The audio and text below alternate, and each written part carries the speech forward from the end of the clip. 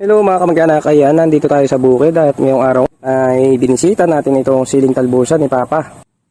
So ito nga pala mga kamag-anak ay kaneko. Ayan, gawa ng kaneko yung binhi na yan, yung variety.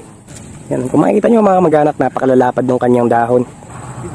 So, makailang beses pa nga lang itong harbisan mga kamag-anak dahil nga bata pa siya. Ayan, kung makikita nyo sa isang puno, ayan, isang beses pa lang siyang nakuhanan. So ito pa lang yung pinakaunang usbong nung siya ay tinanim.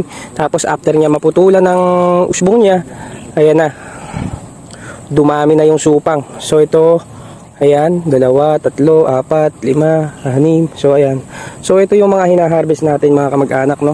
Yung ganyang mga supang, ayan. So kamukha nito mga kamag-anak, ayan. So dito na-harvest. So ito, ayan, mga ilang araw lang harvestin na rin yan, ayan, no? So ayan, puro dahon lang mga kamag-anak. Masarap sa munggo, sa tinola, at syempre sa iba pang luto.